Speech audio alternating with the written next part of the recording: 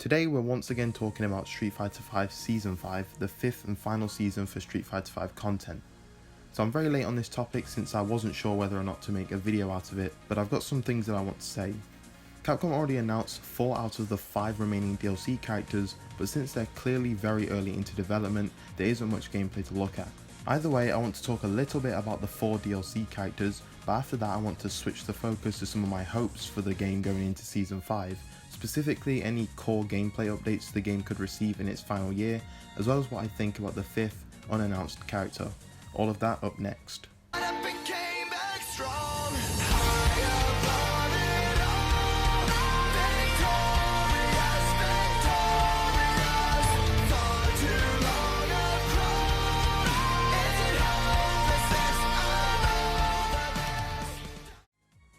Allow me to quickly touch on the 3 returning characters coming into the game. I just want to get my thoughts out on each of these characters before I get into the other stuff. Dan Hibiki is the furthest character into development and he'll be arriving first. Of the 4 characters announced on Capcom's livestream, Dan is the only one with any gameplay to show and it isn't even an official trailer. Either way, the gameplay looks great. Dan animates exactly how I would like and his design is classic. He also has a new special move and I'm very interested to see how they're going to handle his V system. Dan ranked 4th place on my DLC character wishlist a few months back, and I'm just very excited about his inclusion in the game. Even though he ranked 4th, I think his gameplay is more my style than other characters on that list, so I'm really excited to play as his character. Rose will release after Dan, and this is not really a surprise to anyone. Rose is a very popular character.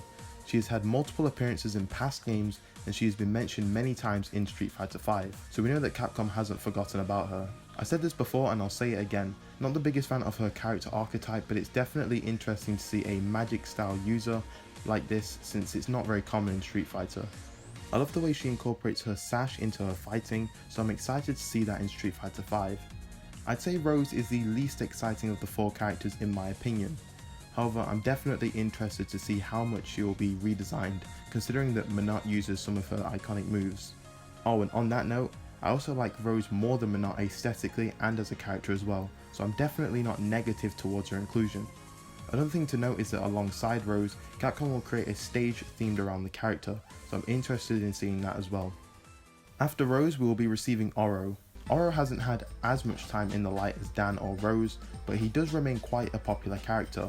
He's from one of the most popular Street Fighter games, Street Fighter 3 Third Strike, and in a game where many classics were removed in favour of the new generation, Oro stood above the rest as one of the favourites. Whilst not as popular or widely known as Alex, Sean or Ibuki, Oro still has a strong place in the Street Fighter universe and I'm glad to see his return in Street Fighter V. Much like Dan, I'm interested to see how Oro's V system will work and how he will animate in the game. Now that I've spoken about the 3 returning characters, let's talk a little bit about the brand new guest character Akira Kazama. I was quite surprised but mostly excited about this character's inclusion. I have no attachment to Rival Schools since I've never played it before, but I've always wanted to see the game make a comeback. In case you don't know, Rival Schools is the game that Akira Kazama is originally from. Rival Schools is a bit dated for my time, but I've always found the idea interesting and I've always wanted Capcom to bring it back to life so I could finally play it.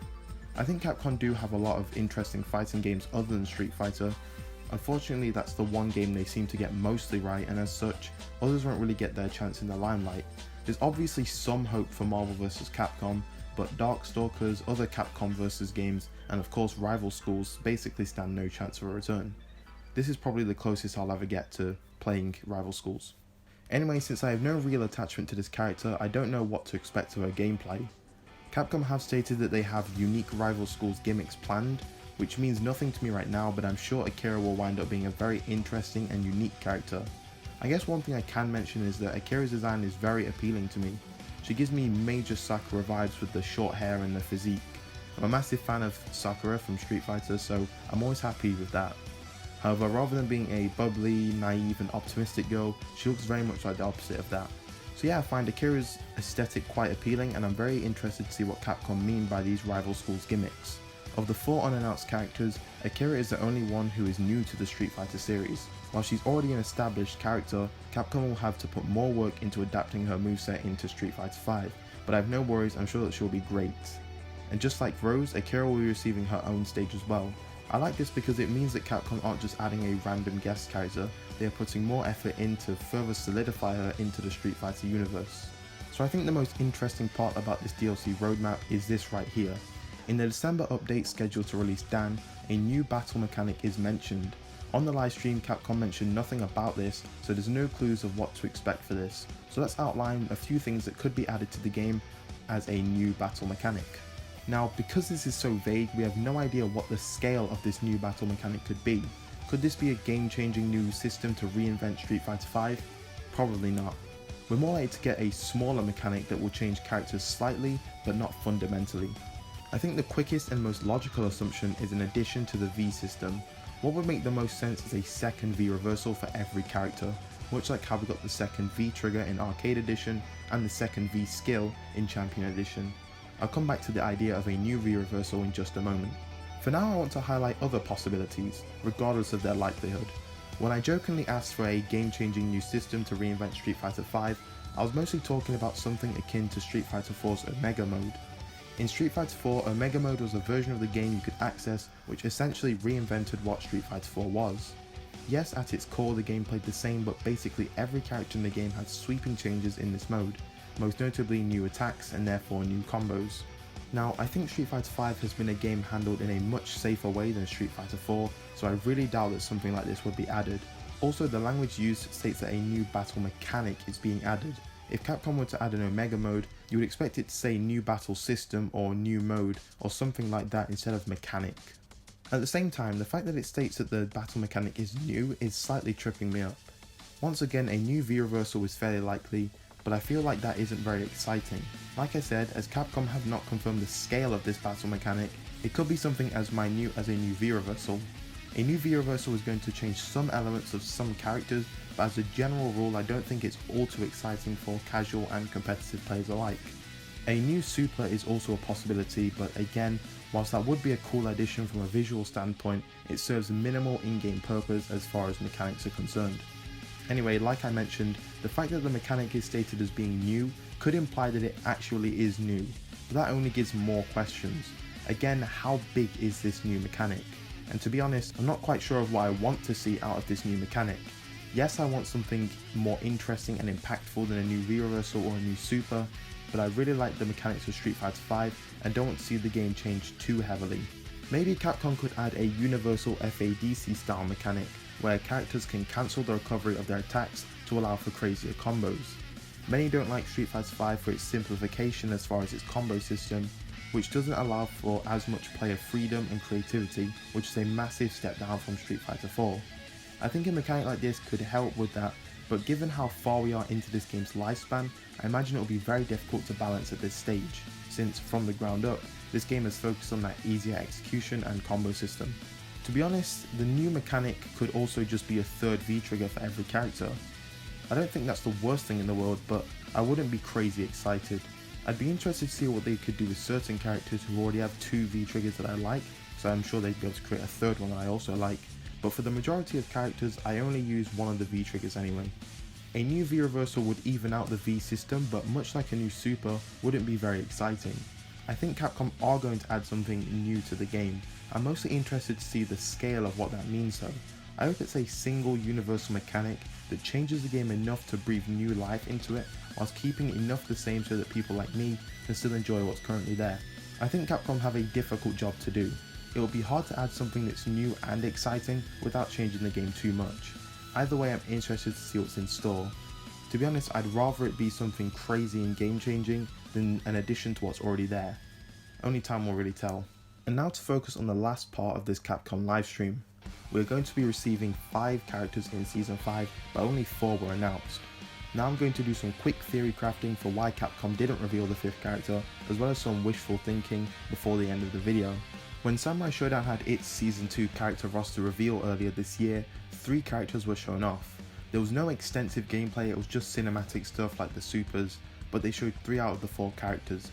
For some reason the 4th and final character wasn't revealed until several months later, when that character turned out to be a guest, Warden from Ubisoft's For Honor. Now say what you want about Samurai Shodown or For Honor, but either way crossovers tend to be pretty big in any game.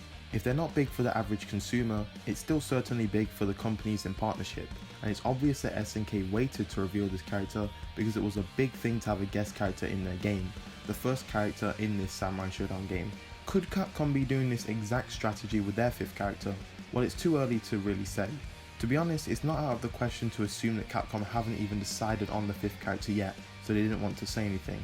Or they might just want to wait so that people have something to look forward to, since surprises are always fun, regardless of what the surprise actually is. However, I find it hard to believe that that would be the case in this situation.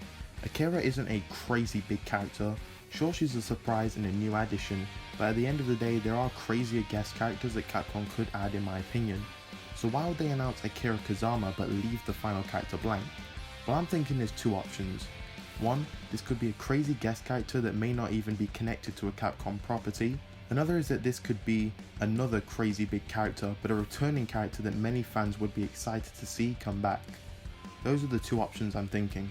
It's hard to really imagine who it could be if it was a returning character. I probably heard the most hype for Fei Long, even more so than Makoto and probably Sea Viper as well. And all of the bosses are in the game, so it can't be a big character like that. However, no matter how much of a fan favourite a returning character could be, I find it hard to imagine that it'll be worth the suspense more than the surprise guest newcomer Akira Kazama. I won't get my hopes up because I'm already more than happy for this next season of content, but I am putting my money on another guest character, somehow something even bigger and more exciting than Akira Kazama. This would differ from person to person, and I'm not going to cover all of the options, mainly because I can't be bothered to research and all that stuff.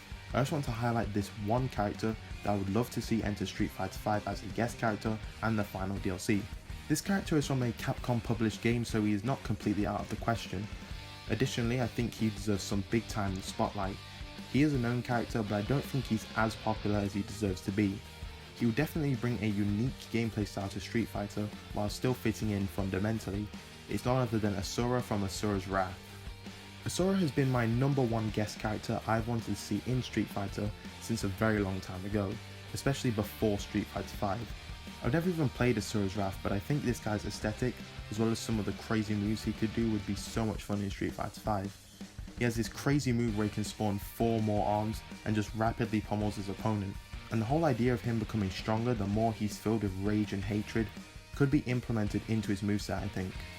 As much as I think Asura is a very cool character and would be a great addition to Street Fighter, I really don't want to spend the time talking about him because I'll go on for a very long time, no doubt.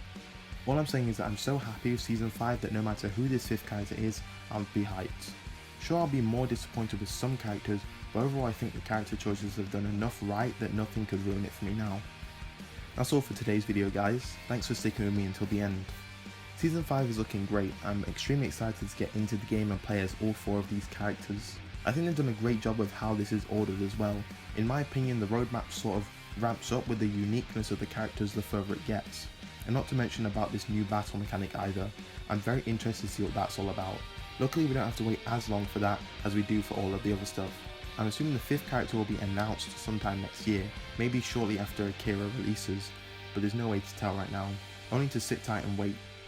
Again, thanks to everyone who stuck this one out until the end, it really means a lot to me, and I'll see you in the next one. Bye guys.